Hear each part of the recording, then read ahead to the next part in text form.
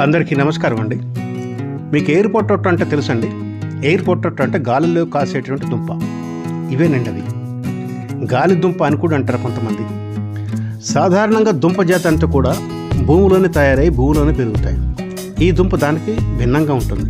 ఇది తీగ జాతికి చెందింది కాబట్టి సొర బీర ఎలా అయితే పాకుతుందో ఇది కూడా అలాగే పాకి గాలిలో కాయలు కాసినట్టుగానే దీని తీగలకు దుంపలుగా కాస్తూ ఉంటాయి. ఇప్పుడు మనం ప్లేట్లో చూస్తున్నటువంటి దుంపలు అలా తయారైన తర్వాత హార్వెస్ట్ చేసినవి. ఇక మొక్కను చూస్తే మొక్క ఈ విధంగా ఉంటుంది. ఈ మొక్క డ్రై అయిపోయింది. దుంపలు తయారైపోయిన తర్వాత మొక్కలు ఏ రకంగా అయితే వాడిపోతాయో ఎండిపోతాయో ఈ రకంగానే ఇది ఎండిపోయింది. ఎయిర్ పొటాటో పెట్టిన తర్వాత చాలా తొందరగా పాకుతుంది. చాలా తొందరగా పాకటంతో పాటు దీని ఆకులు బాగా విస్తృతంగా వ్యాపించి పందిరెక్కితే పందిరి కింద, చెట్టు ఎక్కితే చెట్టు కింద చాలా నీడగా ఉంటుంది. ఒక రకంగా చెప్పాలంటే చెట్టు కనుక ఎక్కితే దాని కొమ్మలు మొత్తం పెనవేసుకుని పోతుంది. వేరే మొక్కకి పెరగటానికి అవకాశం కూడా ఇవ్వదు, అంత బాగా పెరుగుతుంది. దీని ఆకులు కానీ ఆకుల షేప్ కానీ లుక్ చాలా బాగుంటుంది.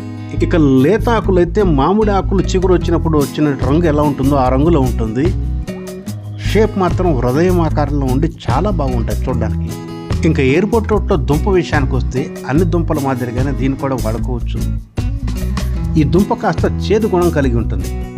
బంగాళాదుంపలో స్కిన్ ఉన్నట్టుగా స్మూత్గా ఉండకుండా కొంచెం రఫ్గా ఉంటుంది. కలర్ చూస్తే గోధుమ రంగులోనూ కొంచెం డార్క్గా ఉన్నట్టుగా ఉంటుంది.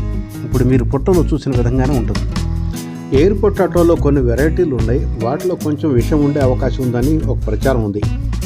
అలాగే కొన్ని ప్రాంతాల్లో అయితే దీన్ని ఆయుర్వేదంలో ఉపయోగించడం కానీ లేక గొంతు నొప్పులకి, గొంతు వేపలకి ఇటువంటి వైద్యంలో ఉపయోగించడం కూడా ప్రచారంలో ఉంది.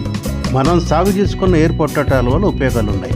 ముఖ్యంగా దీనివల్ల స్థలం తక్కువ ఉన్నది అనుకున్న వాళ్ళకి చెట్టు కానీ లేక పందిరి కానీ ఎక్కించడానికి లేక కుండీలో కూడా పెట్టుకోవచ్చు. అందువలన తక్కువ స్థలంలో పెరిగినప్పటికీ పందిరి కానీ చెట్టు కానీ ఎక్కుతుంది కాబట్టి స్థలం తక్కువ ఉన్నా కానీ పెంచుకోవచ్చు.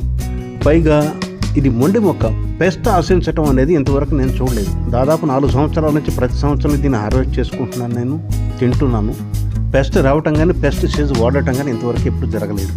దీని స్థలం తక్కువ ఉన్నవాళ్ళు లేదా పందిరి మొత్తం గ్రీనరీగా ఉంచాలి అనుకున్న వాళ్ళు, చక్కగా నీడ కావాలనుకున్న వాళ్ళు మాత్రం ఈ ఎయిర్ పొటాటోను తప్పకుండా పెంచుకోండి.